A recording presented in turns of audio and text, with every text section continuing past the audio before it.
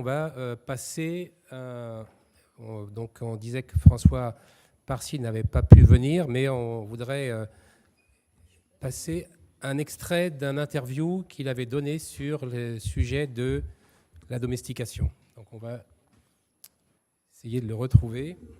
Voilà, donc votre grand sujet, c'est la domestication des plantes. On a changé les espèces en question pour les adapter. Ou de la férocité des animaux, puisque ce sont les défenses des racontés. Il a démontré que c'était effectivement là que plusieurs milliers de bases, hop, ils vont se lier entre ce qu'on est capable de faire subir aux plantes. Par exemple, on prend une carotte vivante, on la coupe en tranches, on souffle. Il y a beaucoup de... Alors, je connais pas les chiffres exacts, mais plus de la moitié, peut-être 3/4 des choses qu'on sème aujourd'hui en agriculture ou dans votre jardin, ce sont des hybrides F1. Néanmoins, il y a des plantes qui ne sont pas améliorées de cette façon. Le blé, par exemple, les agriculteurs ressèment une partie de leur récolte. Le blé n'a pas été amélioré comme ça, ce qui fait qu'on peut garder une partie de sa récolte et la ressemer chaque année. Il n'y a pas de perte, mais on n'exploite pas la vigueur hybride pour le blé. François Parcy, quelle relation votre laboratoire ou vous-même avez avec les agriculteurs? Est-ce qu'ils tiennent compte de ce que vous découvrez, de ce que vous comprenez? Ou est-ce que dans l'agriculture, il y a beaucoup de répétitions, de choses traditionnelles? Alors, comme vous l'avez dit, moi je suis dans un laboratoire qui est un peu une tour d'ivoire, donc je ne peux pas dire que j'ai des grands contacts avec les agriculteurs. Néanmoins, chaque fois que je voyage à vélo, chaque fois que j'ai l'occasion, je discute avec des agriculteurs et aussi j'utilise les réseaux sociaux pour discuter avec eux. En particulier sur Twitter, il y a un réseau qui s'appelle France Agri Twitter qui est très actif. Et donc je discute avec eux, je discute publiquement, je discute en message privé aussi pour avoir leur avis. Et il y a vraiment des agriculteurs qui militent pour qu'on leur donne les moyens de continuer à produire dans des conditions, comme on le disait au début, plus respectueuses. Par exemple, on sait qu'il sera capable dans le futur, on sera capable de créer des plantes chez lesquelles cette vigueur hybride, elle se propage de génération en génération. Elle n'est pas perdue. F1, F2, F3, etc. Les F2, les F3, les F1 seront toutes identiques à la F1. On sait que ça va exister. Néanmoins, ça, c'est pas commercialisé. On sait qu'il est possible de faire des plantes qui résistent par elles-mêmes aux attaques de champignons, de bactéries, de virus, qui résistent par elles-mêmes, sans avoir à mettre des insecticides pour tuer le vecteur du virus, par exemple.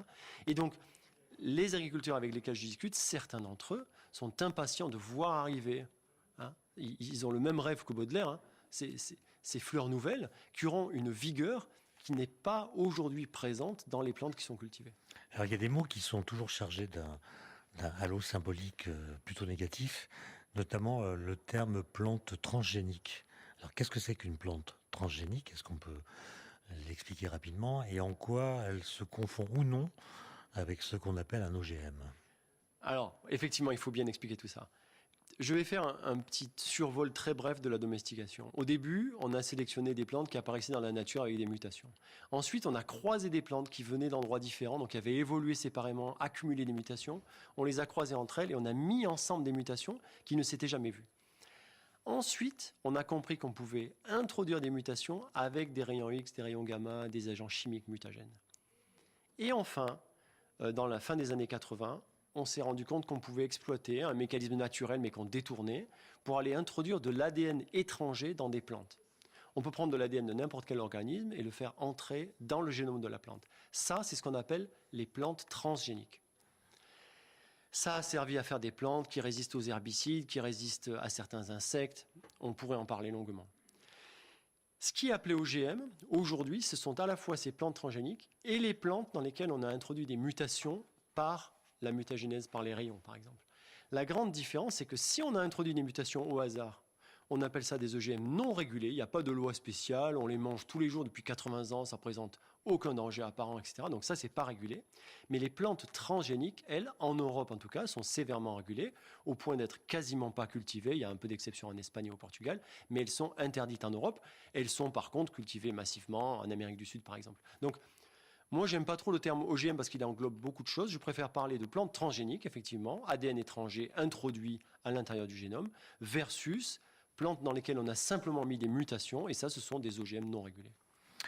Il y a une révolution qui s'est faite, dont tout le monde a parlé il y a quelques années, l'apparition du fameux CRISPR-Cas9, une baguette magique dont vous dites qu'elle permet d'accélérer de façon vertigineuse le processus de domestication, Est-ce que ça produit des variétés qui sont qualifiables d'OGM ou est-ce que c'est tout à fait autre chose?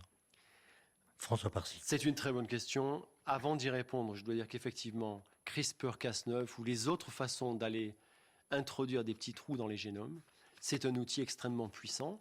Et tout ce qui a été fait de façon non intentionnelle, sans y comprendre absolument rien jusqu'à aujourd'hui, on pourrait, et on peut, ça a été montré, on peut le répéter aujourd'hui de façon intentionnelle.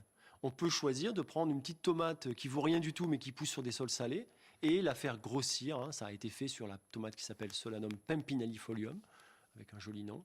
On a fait grossir son fruit. Donc oui, il existe aujourd'hui une façon, non plus de faire des mutations au hasard en croisant des variétés très éloignées ou avec une mutagénèse massive par des rayons X, par exemple. Il y a une façon d'aller droit au but et d'introduire des mutations.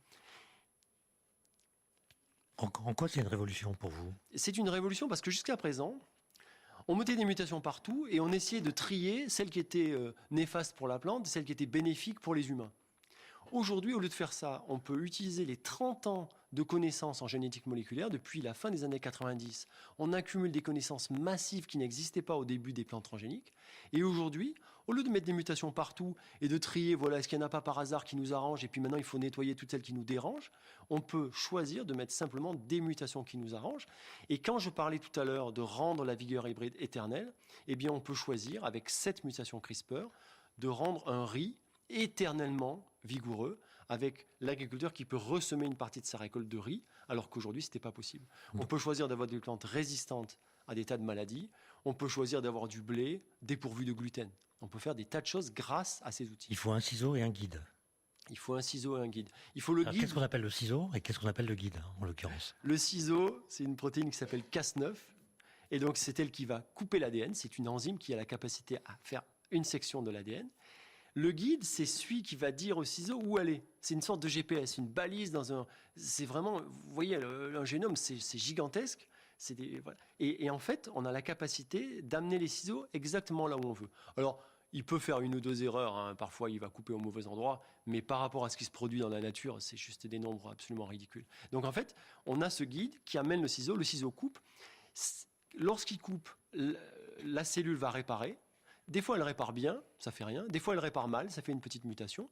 Et puis, si on fait 2 coupures, parfois, la cellule ne va pas arriver à réparer. On fait sauter un morceau. On a par exemple 1000 bases qui vont sauter. Et là, on aura un trou dans le génome. Et ensuite, la cellule va réparer en recollant les 2 bouts, mais sans y insérer le morceau qui aura à sauter. François Parcy, quand on vous lit et quand on vous écoute, on sent votre enthousiasme pour les possibilités nouvelles qu'offre CRISPR-Cas9. Mais qu'est-ce que vous dites aux gens qui craignent qu'on aille trop loin en explorant cette voie? Et vous n'avez pas répondu à ma question, est-ce que les variétés CRISPR-Cas9 sont ou non des OGM? Oui, alors, la réponse, elle est simple. Oui, ce sont des OGM.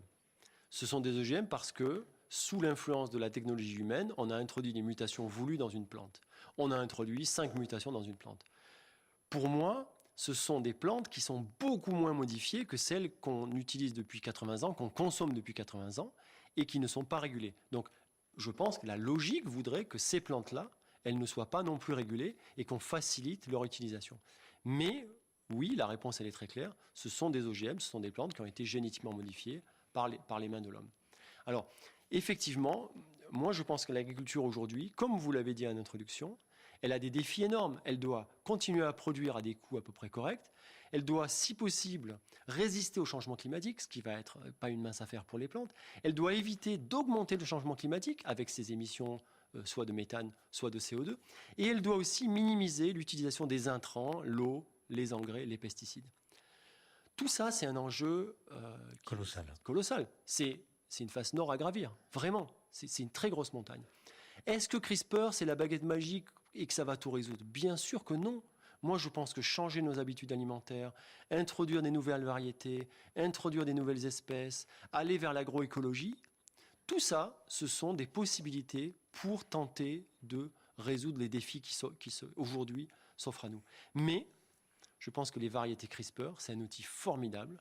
Parfois, ça permet des transitions en douceur. Si vous voulez, au lieu de dire maintenant il faut cultiver le maïs avec les haricots, avec des synchronisations de la floraison comme on le fait en agroécologie, on va mélanger les cultures. Ça demande des changements de pratiques qui peuvent se faire, mais qui vont prendre du temps.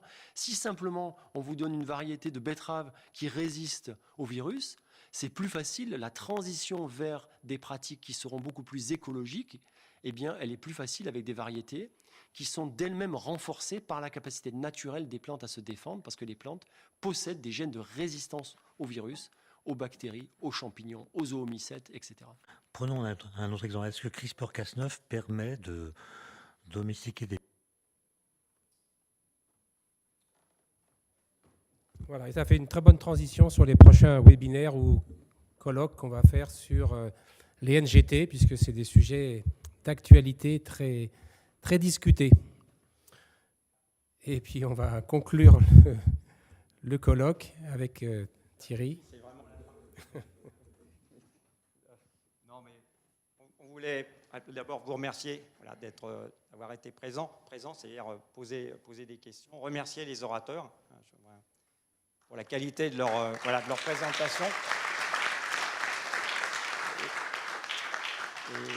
Et les remercier parce qu'ils ont rempli le cahier des charges en dépit de ce que certains ont dit. Je pense qu'ils ont répondu à la commande qu'on leur avait faite. Et je fais écho à ce que disait Jacques ce matin. On l'a un peu harcelé pour qu'il accepte. Il s'est posé la question et je pense que son exposé nous a fait la démonstration parfaite qu'on avait eu raison de s'acharner, parce que je pense que son topo était une bonne introduction finalement aux exposés qui ont suivi et puis la complexité finalement d'appréhender tous les aspects de la domestication. Voilà, ils sont génétiques, ils sont aussi beaucoup humains, et donc tu nous as montré que des fois il fallait parler de théologie, et pour avoir une vision un peu complète de la domestication et de l'impact qu'elle a eu sur l'évolution des communautés humaines. Il y a un lien fort entre la domestication et l'homme, hier, et encore aujourd'hui et demain. Donc on ne peut pas dissocier les deux. Si on est comme on est aujourd'hui, c'est quand même parce qu'on a réussi à domestiquer des animaux et des plantes. Et on a bien vu qu'il va falloir continuer à le faire. Alors avant de ne pas oublier, je vais remercier l'Académie d'agriculture. Je ne l'ai pas fait ce matin, et j'aurais dû le faire ce matin, mais les remercier de leur accueil. Ils nous accueillent dans cet espace-là, qui est quand même assez historique. Il n'y a qu'à regarder les noms qui sont sur les murs pour avoir un peu toute l'histoire de l'agronomie, de l'agriculture française ou de la sélection. Donc je pense que c'est un honneur finalement d'avoir tenu notre colloque cette année dans cette salle. Donc je remercie l'Académie, et je remercierai directement la secrétaire perpétuelle pour la remercier de l'accueil qu'elle nous a fait. Ça, c'est le point. Et puis, quelques mots à chaud sur les topos. Les topos nous ont montré quoi? C'est que la domestication, on la connaissait, on en avait une image, et aujourd'hui, avec les outils puissants, nous a parlé Olivier, nous ont parlé les uns les autres, finalement, on en a une image, alors pas complètement différente, mais beaucoup plus précise, qui met le doigt finalement sur des aspects qu'on n'avait pas identifiés. Et on voit bien dans les choses qui nous ont été présentées qu'il y a encore des choses à trouver pour avoir cette vision complète de qu'est-ce qui s'est passé quand les plantes ont été, ou au moins certaines d'entre elles ont été domestiquées dans l'homme. C'est à la fois des choses où on a des résultats qui donnent une image assez claire, et puis on voit bien qu'il y a encore des choses qui sont des questions de recherche, des champs de recherche sur lesquels au moins les orateurs travaillent, et puis un certain nombre de gens dans le monde. On a vu aussi qu'on avait des outils puissants. François Parcy vient de nous en parler très simplement, mais ces outils qui va peut-être permettre d'accélérer finalement ces processus de domestication, néo-domestication, etc., tout ce dont nous a parlé Jérôme. Et on voit bien le besoin qu'on en a. On a besoin d'aller chercher de la diversité génétique, soit dans des ressources génétiques et un peu éloignées, qu'on n'a pas utilisées, qui ont été préservées, et finalement maintenant rapatrier cette diversité génétique, ça ne passera pas finalement sans un certain nombre peut-être de mutations, de modifications apportées, simplement pour faciliter le travail et l'accélérer. On a besoin peut-être de recréer ou de créer une nouvelle diversité génétique, c'est-à-dire d'importer de l'information qui a été acquise sur une espèce qui n'est pas une espèce cultivée, mais qui était une espèce intéressante pour la tolérance au stress hydrique, la tolérance à d'autres stress abiotiques, certaines maladies, et pour lesquelles il n'est pas possible par croisement d'importer cette variabilité ou cette diversité génétique dans l'espèce cultivée. On voit bien que les NGT, c'est un peu ça aussi qu'ils nous offrent, c'est cette possibilité de le faire finalement par ces systèmes de mutation ciblées. Il y a quelques exemples qui ont été donnés, mais le champ, il est ouvert. Et pour revenir finalement à un débat très actuel et qui va rester très actuel, il faut qu'on nous donne la possibilité d'évaluer au plus juste voilà, la performance de ces outils. On postule qu'ils vont être très puissants et on peut commencer à le démontrer. Néanmoins, on n'a pas exploré tous les possibles parce que, voilà, quelque part, pour aller jusqu'au bout de la démonstration, il faut faire la preuve voilà, de ce qu'apportent ces modifications. Et pour ça, quelque part, il faut aller dans l'environnement naturel d'une plante cultivée, et c'est le champ. Et on espère voilà, que voilà, dans un espace-temps qui n'est pas trop éloigné, c'est ce que la communauté européenne va nous donner la possibilité de faire. Donc on peut avoir un regard optimiste sur ce qui se passe ou un peu moins optimiste. Moi, je suis résolument optimiste. Je pense qu'on va se battre pour ça et on va se battre tous ensemble. Et puis, il y a un point, voilà, c'est un mot ou une partie d'une diapositive que Jacques a présentée ce matin. Là, on parle de la plante. Et puis, on a parlé, j'ai vu génotype étendu au phénotype étendu. Et ça fait référence à un autre organisme qu'on connaît depuis peu, finalement, depuis assez peu de temps, qui est l'holobionte. Et pour faire référence à la conclusion d'un commentaire de Christian Huyck à la fin d'une réunion de l'ASF, je crois, et alors ça doit être celle de l'année dernière ou peut-être celle d'année d'avant, où il terminait en disant qu'il fallait cesser de considérer l'organisme végétal, mais maintenant considérer l'organisme holobionte, c'est-à-dire le végétal avec l'environnement microbien qui lui assure une partie de ses fonctions. Et on peut imaginer que dans les processus de domestication dont on a beaucoup parlé aujourd'hui, finalement, cet environnement microbien, il a sûrement joué un rôle. Et sûrement, il a été lui aussi soumis à une sorte sinon de sélection, au moins d'adaptation dans le processus de domestication. Alors, voilà, espérons que les outils puissants qu'on a et ceux qu'ont présentés Caroline et Jérôme, c'est-à-dire d'aller regarder le passé à travers les fossiles qui existent encore, ça nous donne accès aussi à cette information-là. Quel a été l'impact de la domestication sur cet organisme holobionte, c'est-à-dire la partie végétale et la partie microbienne. Peut-être que voilà, dans un topo qu'on fera, ou un colloque qu'on fera sur domestication dans quelques années, peut-être on éclairera aussi cette partie-là finalement de la vie des plantes. Donc merci à tous voilà, pour votre présence, pour vos questions. Et puis les orateurs, je l'ai déjà fait pour la qualité. Et puis c'est un sujet qui est sans fin. On a fait des choix sur les espèces qui ont été présentées aujourd'hui. On aurait pu en faire d'autres. Voilà, et puis il y a des aspects qui sont très riches qu'on a à peine effleurés aujourd'hui. Alors peut-être que ça donnera l'idée d'un colloque de l'AFBV dans quelques années qui fera un peu la suite de ça et pour qu'on voit un peu l'évolution des choses et aux questions qui sont posées. Et Thierry l'a déjà évoqué. Il y a le colloque annuel, là, et puis il y aura un colloque annuel à l'automne en 2025. Alors le sujet, il n'est pas tranché, c'est l'objet d'un débat, ça a été l'objet d'un débat animé au dernier conseil scientifique de l'AFBV. Donc je pense qu'on reprendra la discussion pour trouver quel va être le sujet. Par contre, ce qui est sûr, c'est qu'il y a un autre colloque organisé par l'AFBV, qui est un colloque organisé en province, à Lyon, et l'organisateur est Thierry Hardy. L'idée de ces colloques délocalisés, c'est essayer de toucher un autre public que finalement le colloque annuel très parisien touche, et puis en particulier de se rapprocher des écoles, d'aller vers les élèves ingénieurs ou vers les élèves des étudiants des universités, voire même des écoles, se rapprocher de cette population-là et de les intéresser finalement à ce qui nous concerne, c'est-à-dire les biotechnologies végétales. Et le thème du colloque de Lyon, c'est l'INGT finalement décrite dans toute leur complexité et leur diversité. Donc voilà, je vous invite, c'est le 12 mars si ma mémoire est bonne. Donc voilà, il y a possibilité de venir en province aussi, ou pour ceux qui le sont déjà, de participer à ce colloque. Donc merci à tous et bon retour dans vos foyers respectifs et j'espère pour beaucoup d'entre vous à très bientôt.